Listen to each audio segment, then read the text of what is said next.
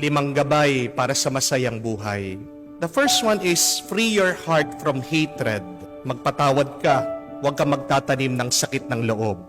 The second is free your mind from worries. Marami tayong mga takot sa buhay, hindi naman lahat yan magkakatotoo. Third is to free ourselves from greed and selfishness. Matuto tayong makontento sa buhay, matuto tayong magbigay, dahil mas nakaka-bless ang taong mapagbigay. Fourth is, you must free yourself from other people's expectations.